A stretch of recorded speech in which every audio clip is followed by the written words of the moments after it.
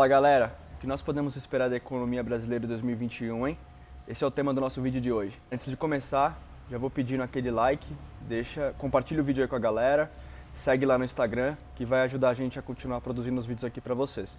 Atendendo algumas perguntas aí da galera sobre o que esperar da economia para o próximo ano, eu fiz um apanhado aí de informações nos bancos aqui brasileiros, nos bancos estrangeiros.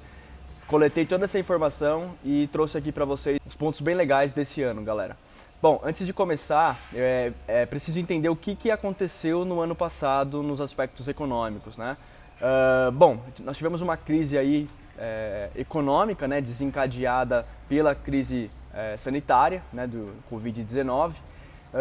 Só que um ponto importante aqui no Brasil é que nós já viemos de uma situação precária desde final de 2014 e 2015, né? Toda aquela crise política, corrupção e tal, puxou o nosso PIB para baixo, né? A gente veio se arrastando até 2019 e aí veio o cenário de Covid, né?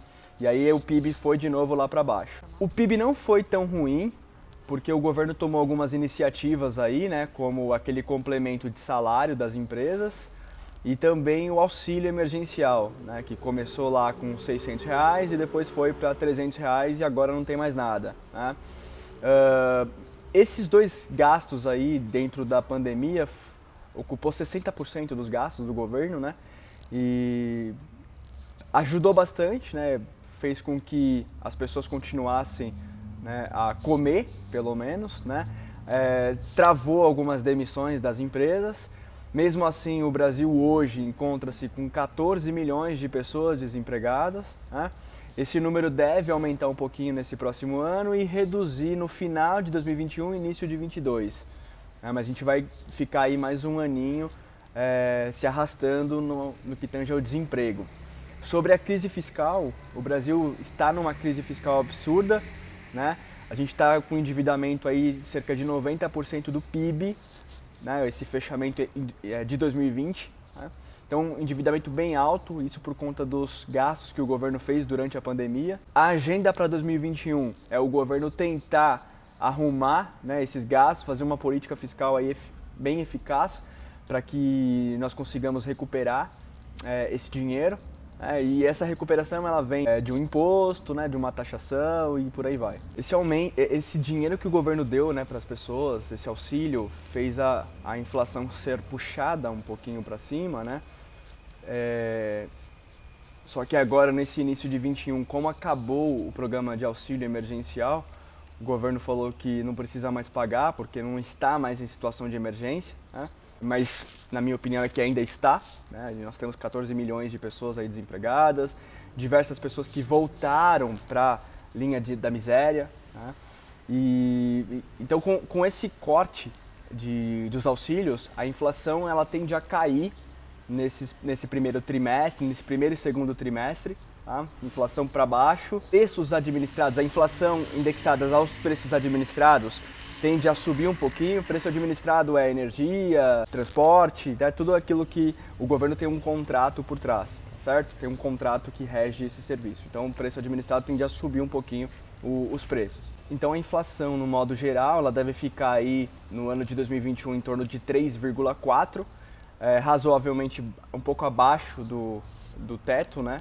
Que é de 3,75% aproximadamente. Um outro problema também é que o governo fez esses auxílios, né? As únicas ajudas que o governo fez foi reduzir o compulsório dos bancos, né? Reduzir Selic que era lá 14,25, está lá para baixo hoje, né? 2%. Então o governo reduziu essas taxas de juros, só que quando você vai lá no banco, uma pequena empresa, ou você mesmo vai até o banco para pegar um dinheiro, não é uma coisa muito fácil, porque o banco, mesmo com a taxa baixa, para o banco não é interessante, né, ofertar esses juros para as pessoas, porque tem um risco muito grande, as pessoas podem ficar desempregadas e não pagar aquele dinheiro, né? Então o banco prefere comprar títulos públicos, investir em outras coisas. O governo americano, ele fez outras coisas mais interessantes, né? O governo americano, ele compra título das empresas. Então pensa o seguinte, uma empresa estava quebrando E aí, para evitar a quebradeira de empresa, a quebradeira do sistema financeiro também, o que o governo americano faz? Ele entra e compra título dessa empresa. Então ele dá dinheiro para essa empresa e essa empresa repassa título para o banco, né? Uma espécie de debenture. Isso aqui no Brasil não existe. O governo brasileiro não faz esse tipo de prática. Lá nos Estados Unidos ajudou muito as pequenas, médias empresas essa ajuda do governo. Aqui no Brasil não tem, então a gente ficou numa situação dependente de empréstimo tradicional bancário. Então, sobre o PIB, né, a gente fechou o ano passado aí 4,5%, 5% para baixo, né, de variação do PIB. Esse ano a gente pode esperar 4,5%, 5% de alta do PIB, né? Mas, poxa, está se recuperando? Não, né? A gente vem aí de queda, caiu em 2020, caiu lá em 2015. Então o Brasil ele vem aí numa situação bem complicada, né? A gente sai de uma recessão, né, mas ainda está numa situação complicada. E aí, sobre o câmbio, né? Se o governo fizer uma boa política fiscal, né, conseguir aí angariar receitas aí para cobrir o déficit fiscal, a gente pode contar aí com uma apreciação do real, né, uma valorização do real sobre o dólar. Isso também causa outros efeitos, né? Se o real se valoriza, fica mais caro para o pessoal lá de fora importar produtos brasileiros, né? Porque a produção brasileira é em real, né? E uma valorização do real fica mais caro para eles importarem produtos brasileiros, né? E aí reduz a nossa competitividade no cenário internacional. Nós somos um país diferente da China, diferente dos Estados Unidos, que investe muito em tecnologia. O Brasil é aquele país dependente de commodity, né, que se beneficiou muito ao longo dessa crise, né? As commodities foi o que nos salvou ao longo da crise, nas exportações de commodity, porque o real se desvalorizou demais. Se nós pensarmos numa valorização do real nos próximos trimestres, a nossa competitividade no mercado de commodity vai ser reduzida, né, porque os preços ficarão acima daquilo que estava anteriormente. Sobre o cenário de juros, o Banco Central aí tende a aumentar os juros nos próximos meses, certo? Eu não sei ainda quando isso vai acontecer, mas certamente vai acontecer ainda esse ano. A gente não vai fechar o ano com a mesma taxa de juros, tá legal? Então, para quem quer investir, né, você investir num título público, ele é fixado, é mais interessante do que um pré-fixado, né? Porque a taxa de juros ela tende a aumentar nos próximos períodos, tá certo? Um outro dado importante também é que a confiança do empresário brasileiro, né, dos investidores, tem aumentado em alguns meses passados, mas que também foi reduzida no final de setembro. Tá? A confiança do investidor caiu mais, isso por conta de toda a instabilidade que a gente vive aqui no Brasil, né? Um governo que negligencia a pandemia, a situação aqui pegando fogo e o governo ainda falando que não é nada, que é só uma gripezinha. Isso pega muito mal no cenário mundial, tá certo? Então, se o investidor não vem para o Brasil, significa que menos dólares entram e aí todo o cenário macroeconômico ele é dificultado.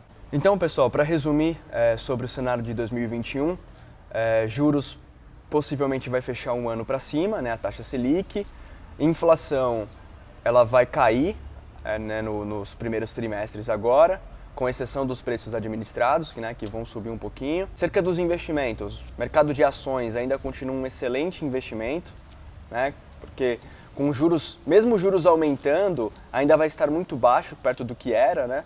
Mais de 14%. Então, o mercado de ações é um bom investimento. A Bolsa de Valores vai fechar o ano melhor do que começou o ano. E os títulos públicos pós-fixados, né, por conta da taxa de juros para cima, tá certo? Então, esse é o cenário.